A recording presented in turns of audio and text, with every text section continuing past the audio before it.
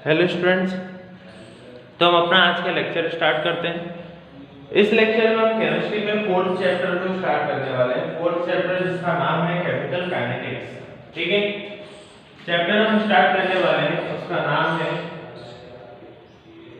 Chemical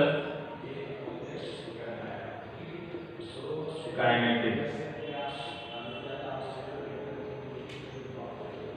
chemical kinetics जैसा कि नाम से ही समझ में आ रहा है हमें, ठीक है। केमिकल काइनेटिक्स को हम हिंदी में बोलते हैं रासायनिक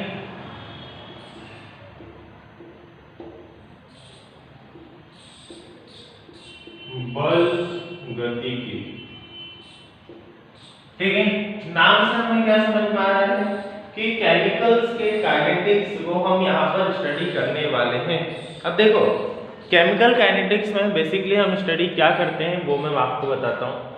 केमिकल काइनेटिक्स केमिस्ट्री की एक ऐसी ब्रांच है जिसमें हम केमिकल रिएक्शंस के मैकेनिज्म को स्टडी करते हैं। केमिकल रिएक्शन किस तरीके से चल रही है, रिएक्टेंट्स में क्या चेंजेस आ रहे हैं, जिससे प्रोडक्ट पर क्या इफेक्ट हो रहा है उसका, ये सारी चीजें हम जिस ब्रांच ऑफ केमिस्ट्री में स्टडी करते हैं उसे हम केमिकल काइनेटिक्स बोलते हैं। ठीक है, केमिकल काइनेटिक्स का सिंपल सा मतलब है किसी भी केमिकल रिएक्शन के काइनेटिक्स को समझना, उसके बारे में रिसर्च करना, या फिर हम बोल सकते हैं कि उसकी पूरी प्रोसेस को समझने को ही हम क्या बोलते हैं, केमिकल काइनेटिक्स। इसमें हम यही सारी चीजें स्टडी करने वाले हैं। चैप्टर का कंटेंट मैं आपको पहले बता देता हूँ कि क्या क्या चीजें हम इसमें पढ़ने वाले हैं। तो कंटेंट में नंबर बाय नंबर लिख देता हूँ, पहले मैं इंग्लिश में लिखूंगा। सिंपली जो सबसे पहले हम करेंगे वो है टाइप्स ऑफ रिएक्शन।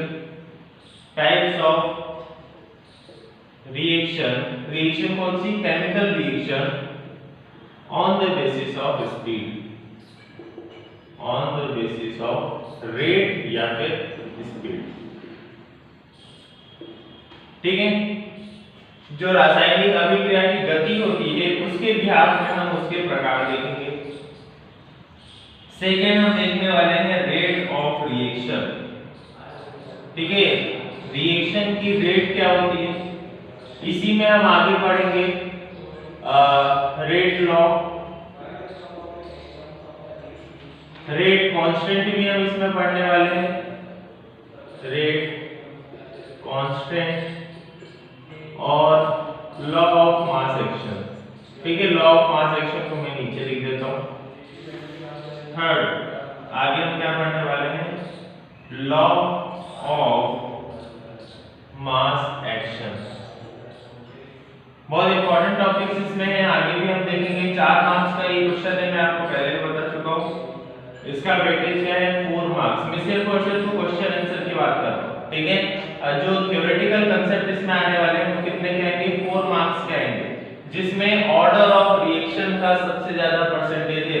आपसे इस चैप्टर में जो पूछने वाले हैं, मेन क्या पूछने वाले हैं, वो ऑर्डर ऑफ रिएक्शन। ठीक है, बहुत बार ऑर्डर ऑफ रिएक्शन पर क्वेश्चन बनता भी है। ऑर्डर ऑफ रिएक्शन या फिर molecularity of reaction, molecularity of reaction. ठीक है, कुछ डेरिवेशंस भी हम देखेंगे इसमें। डेरिवेशन हम देखने वाले हैं किस पे, फर्स्ट ऑर्डर रिएक्शन पर, फर्स्ट ऑर्डर पर, और उसके बाद हाफ लाइफ पीरियड पर। ठीक है, लास्ट में इसके बाद भी एक क्वेश्चन बचता है जिसको हम आर्नियस थ्योरी बोलते हैं। आर्नियस थ्योरी बेसिकली मैं ऐसा भी बोल सकता हूँ, आर्नियस थ्योरी या फिर आर्नियस पर एक यहाँ पर सिंपली वो दिया हुआ है कंसेप्ट कि आर्नियस का इक्वेशन किस तरीके से डिराइव करते हैं। तो ये सारी चीजें हम इस चैप्टर में पढ़ने वाले हैं। इसमें से जितने भी टॉपिक मैं पढ़ाऊंगा, जो जो इंपॉर्टेंट होंगे उनको मैं अंडरलाइन करवा दूंगा या फिर आपके ग्रुप पर भी सेंड कर दूंगा। ये सारे टॉपिक्स जो हैं ये 4 नंबर के हिसाब से ही आते हैं और 4 नंबर के बिहाफ में इनको पूछा जाएगा। ठीक है, स्टार्ट करते हैं। सबसे पहले types of reaction on the basis of rate या फिर स्पीड। तो आपने लास्ट क्लासेस में पढ़ा होगा कि एक रिएक्शन क्या होती है। ठीक है, रिएक्शन आप सबने पढ़ ली होगी। तो रिएक्शन से स्टार्ट ना करते हुए हम डायरेक्टली क्या करते हैं, स्पीड ऑफ रिएक्शन से स्टार्ट करते हैं। अगर रिएक्शन समझ में भी नहीं आई तो सिंपली आप रिएक्शन को एक प्रोसेस बोल सकते हो। ठीक है, मैं एक बार इंट्रोडक्शन दे देता हूं। रिएक्शन क्या है, अभिक्रिया क्या होती है, एक सिंपली प्रोसेस होती है जिसमें आपको कुछ रॉ मटेरियल मिलता है और आप उससे क्या बनाते हो, प्रोडक्ट बनाते हो। ठीक है, सिंपली अगर हम देखना चाहें तो मैं ऐसा बोल सकता हूं कि मेरे पास सीमेंट, ब्रिक्स मतलब ईंटें, और सैंड मतलब रेत, और वाटर, ये सारी चीजें हैं। इन सारी चीजों को जोड़कर मैंने क्या बनाई, एक वॉल बनाई या फिर हाउस, जो भी आप चाहो। ठीक है, तो यहाँ पर क्या है, ये पूरा पार्ट क्या है, मेरे पास रॉ मटेरियल है, रॉ मटेरियल। इसमें कुछ चेंजेस, कुछ एडिशन, सब्ट्रैक्शन करके हमने क्या बनाई है, वॉल बनाई है। ये क्या है, अल्टीमेट प्रोडक्ट है। ठीक है, ये क्या है, उत्पाद है, और ये क्या है, कच्चा सामान है, या मैं बोल सकता हूँ कि सिर्फ रॉ मटेरियल। केमिस्ट्री में जब हम आते हैं तो केमिकल रिएक्शन हम किसे बोलेंगे, जब आपका रॉ मटेरियल वाला पार्ट जो है वो क्या हो, केमिकल एलिमेंट या फिर केमिकल कंपाउंड हो। मैं यहाँ पर कंसीडर करता हूँ कि मैंने हाइड्रोजन ले लिया, H2 ले लिया, प्लस उसके साथ क्या ले लिया, ऑक्सीजन ले लिया, उससे हमारा प्रोडक्ट जो बना है, प्रोडक्ट क्या बन गया, मान लो कि H2O बन गया। फॉर एग्जांपल, सिर्फ एग्जांपल की तरह इस रिएक्शन को कंसीडर करना। ठीक है, अब यहाँ पर रॉ मटेरियल क्या हो गया, तो ये दोनों क्या हो गए, हमारे रॉ मटेरियल हो गए, जबकि ये क्या हो गया, हमारा प्रोडक्ट हो गया। ठीक है, H2O क्या हो गया, हमारा प्रोडक्ट हो गया, और H2 प्लस O हाइड्रोजन और ऑक्सीजन, ये दोनों क्या हो गए, हमारे रॉ मटेरियल हो गए।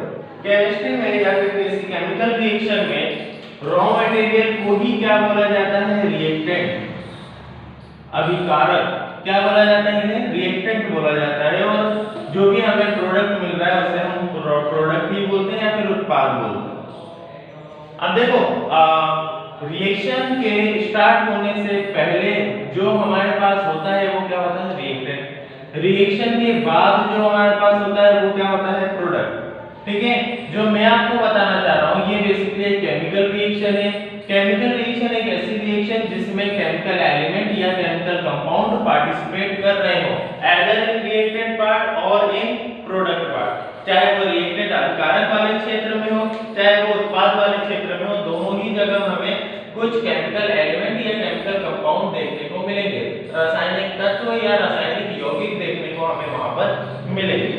ठीक है, आते हैं टाइप्स ऑफ रिएक्शन पे। तो आपने 10th क्लास में सारे टाइप्स ऑफ रिएक्शन पढ़ लिए होंगे। ठीक है, 10th क्लास में आपने पढ़ा होगा कि रिएक्शन होती है, कॉम्बिनेशन होती है, combination reaction, decomposition reaction, displacement reaction, double displacement reaction, इस तरीके से आपने सारी रिएक्शंस पढ़ी होंगी। On the basis of speed, on the basis of speed, ठीक है, स्पीड के बेसिस पर अगर हम देखते हैं तो रिएक्शन के दो या फिर मैं बोल सकता हूं कि 3 टाइप्स होते हैं। एक होती है fast reaction, fast reaction, second क्या है, स्लो रिएक्शन, और थर्ड हम किसे बोलेंगे, मॉडरेट रिएक्शन, मॉडरेट रिएक्शन। ठीक है, नाम से हमें पता चल रहा है। अगर हम हिंदी में बोलेंगे तो तीव्र अभिक्रियाएं, तीव्र अभिक्रियाएं, तीव्र अभिक्रियाएं। उसके बाद सेकंड जो है वो है मंद अभिक्रियाएं, मंद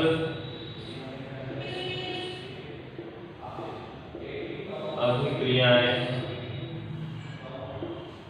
और थर्ड जो है हमारे पास वो है मध्यम अभिक्रियाएं, मध्यम अभिक्रियाएं। ठीक है, तीनों टाइप्स होंगे हमारे पास, फास्ट रिएक्शन, स्लो रिएक्शन और मॉडरेट रिएक्शन। सबसे पहले फास्ट रिएक्शन देखते हैं। तो इस प्रकार की अभिक्रियाओं में आयनिक स्पीशीज भाग लेते हैं, अतः इन्हें आयनिक अभिक्रियाएं भी कहा जाता है। इन अभिक्रियाओं को पूर्ण होने में लगभग 10 की पावर -4 से लेकर 10 की पावर -2। देखो सिंपल सी बात है, फास्ट रिएक्शन वो रिएक्शंस होती हैं, ऐसी अभिक्रियाएं जिनकी जो रेट है, जिनकी जो स्पीड है वो काफी जल्दी, मतलब बहुत ज्यादा जल्दी होगी, ठीक है। ऐसी सारी रिएक्शंस को हम क्या बोलेंगे, फास्ट रिएक्शन। जिनका जो टाइम इंटरवल होता है, टाइम इंटरवल में कितना बोल रहा हूं यहाँ पर 1 पिकोसेकंड, 1 पिकोसेकंड से भी कम होगा, ठीक है। जो इनका टाइम होगा वो क्या होगा, 1 पिकोसेकंड से भी कम होगा। इसका मतलब क्या है कि 1 पिकोसेकंड से कम, 1 पिकोसेकंड कितना होता है, 10 टू द पावर -14 सेकंड्स के बराबर, 10 to the power -14 to 10 to the power -16 seconds के बराबर होता है, ठीक है। 1 पिकोसेकंड की वैल्यू कितनी होती है, 10 की पावर -14 से लेकर 10 की पावर -16 तक, ठीक है।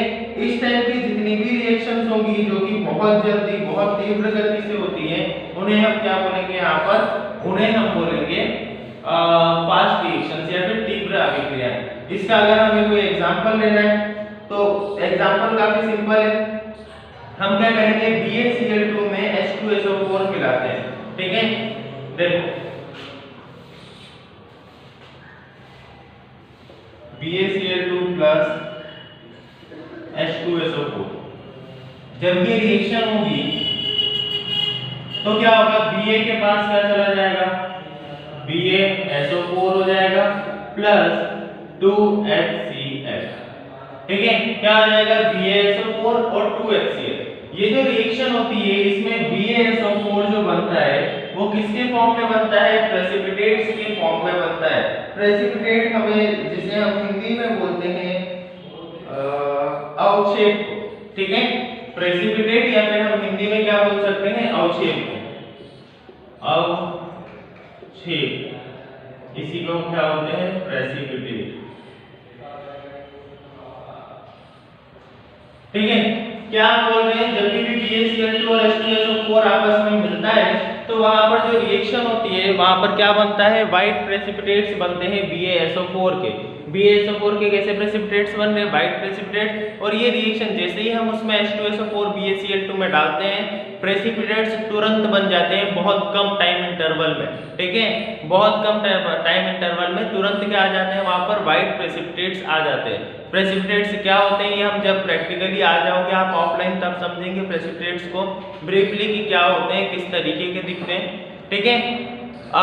सिंपली ये हो गई हमारी फास्ट रिएक्शन। स्लो रिएक्शन की अगर हम बात करते हैं तो स्लो रिएक्शन ऐसी सारी रिएक्शंस हैं जो कि क्या करें, वहां पर बहुत ज्यादा टाइम इंटरवल लें, 1 दिन, 1 महीना या फिर 1 साल भी अगर ले सकते हैं या फिर उससे भी ज्यादा ले सकते हैं, तो उन्हें क्या बोला जाता है, मंद अभिक्रियाएं बोला जाता है, ठीक है। मंद अभिक्रियाओं के एग्जाम्पल अगर आपको चाहिए तो आप सिंपली बोल सकते हो मेकिंग ऑफ फॉसिल फ्यूल्स, ठीक है। फॉसिल फ्यूल्स जो बनते हैं, सिंपली अगर हम देख रहे हैं मंद अभिक्रिया का कोई एग्जांपल अगर हम देखते हैं तो कई सारे एग्जांपल हो सकते हैं। जैसा कि अभी हमने लास्ट लेक्चर में हमने पढ़ा था रस्टिंग ऑफ आयरन, जिसे हम क्या बोलते हैं, लोहे का संक्षारण। एक बार मैं चेक कर देता हूँ, लोहे का संक्षारण, हाँ। तो यहाँ पर क्या बन रहा है, आयरन, रस्टिंग ऑफ आयरन। इसकी रिएक्शन क्या होती है, तो रिएक्शन सिंपली एक, पहले भी मैंने आपको बताई थी कि जो आयरन होगा वो क्या गेन करेगा, एयर प्लस वाटर गेन करेगा और क्या बनाएगा, Fe2O3.XH2O, ठीक है। Fe2O3.XH2O ये किसका फॉर्मूला होता है, संक्षारण का फॉर्मूला होता है, रस्ट का फॉर्मूला होता है, ठीक है। तो ये हो गई हमारी स्लो रिएक्शन। अब रस्टिंग ऑफ आयरन ऐसा तो नहीं कि आयरन को मैंने बाहर निकाला, लोहे को मैंने बाहर निकाला और उसमें तुरंत जंग लग गया, ऐसा तो होता नहीं है। उसकी जो रिएक्शन होती है वो काफी स्लो होती है, उसमें 1 दिन, 1 महीना या 1 साल भी लग सकता है। ये डिपेंड करता है किस टाइप का आयरन है हमारा, किस तरीके का लोहा या धातु है हमारी। अब थर्ड पर आते हैं। थर्ड क्या है, मॉडरेट रिएक्शन। तो नाम से ही हमें क्या पता चल रहा है, नाम से ही पता चल रहा है कि ये रिएक्शन क्या होगी, मध्यम गति से होगी, ठीक है। मध्यम गति से होगी तो इसलिए ऐसी सारी रिएक्शंस, ऐसी सारी अभिक्रियाएं जो कि मापनीय गति, मतलब ऐसी गतियों से होती है जिनको मापा जा सकता है, तो वो चीज सारी रिएक्शंस जो होंगी उनको हम क्या बोलेंगे, मॉडरेट रिएक्शंस बोलेंगे। मॉडरेट मध्यम अभिक्रियाएं बोलेंगे। ठीक है, अब मध्यम अभिक्रियाओं का अगर हम देखते हैं कोई एग्जांपल, तो एक एग्जांपल मैं लेता हूं CH3COO C2H5 एसिटिक अम्ल इसे हम बोलते हैं शायद, हाँ एथाइल एसीटेट हम बोलते हैं। हम देख क्या रहे हैं यहाँ पर एस्टर का इलेक्ट्रोलिसिस देख रहे हैं हम। ठीक है, सिंपली हमने क्या किया है CH3COO C2H5 लिया है, जिसे हम क्या बोलेंगे इथाइल एसीटेट। इथाइल एसीटेट को जब हम रिएक्ट करवाते हैं या फिर मैं सिंपली इथाइल एसीटेट से क्या बनाता हूँ वहां पर इलेक्ट्रोलिसिस इसका कराता हूँ, तो वहां पर क्या बनेगा एसिटिक एसिड बनेगा और इथाइल अल्कोहल बनेगा। यहां पर मैं क्या कर रहा हूं इसका इलेक्ट्रोलिसिस करवा रहा हूं, तो C2H5 प्लस CH3COOH। ठीक है, अब यहाँ पर हम क्या देख रहे हैं C2H5 यहाँ पर H प्लस इलेक्ट्रोलिसिस हुआ है। एक बार रिएक्शन बैलेंस है या नहीं, तो कार्बन 2 है, कार्बन यहाँ पर 2 और एक 3 है, हाँ सही है, हाँ ठीक है। यहाँ पर क्या आ जाएगा OH C2H5OH C2H5OH। ठीक है, ये रिएक्शन हो गई हमारी। ये रिएक्शन इलेक्ट्रोलिसिस ऑफ ईस्टर अगर हम बोलते हैं तो ये किसका एग्जांपल है, ये मॉडरेट रिएक्शन का एग्जांपल है, मध्यम अभिक्रियाओं का एग्जांपल है। ठीक है, इसकी जो रेट होगी ये डिपेंड करती है किस टेम्परेचर पर ये हो रहा है, रूम टेम्परेचर क्या है। ठीक है, इस टेम्परेचर पर ये रिएक्शन डिपेंड करती है और इसी टाइप की रिएक्शंस के बारे में हम आगे भी पढ़ने वाले हैं। ठीक है, सबसे पहले अगर हम बात कर रहे हैं ईस्टर की, तो ये वाली रिएक्शन आपको समझ में आ गई होगी, moderate reaction, second slow reaction हमने देख ली और फास्ट रिएक्शन। ये तीनों रिएक्शन जो है आप एग्जांपल्स इनके लिख लेना, तीनों के एग्जांपल दिए हुए हैं। फास्ट रिएक्शन में आपको ये एग्जांपल लिखना है, स्लो रिएक्शन में ये वाला एग्जांपल रस्टिंग ऑफ आयरन सबसे बेस्ट एग्जांपल है, और ये electrolysis of Easter, electrolysis of Easter. ठीक है, एस्टर का विद्युत अपघटन, विद्युत अपघटन। ठीक है, ये रिएक्शन हो जाएगी हमारी। अगले लेक्चर में देखते हैं आगे रेट ऑफ रिएक्शन क्या होती है, रेट ऑफ रिएक्शन को किस तरीके से हम एक्सप्लेन करते हैं। Thank you.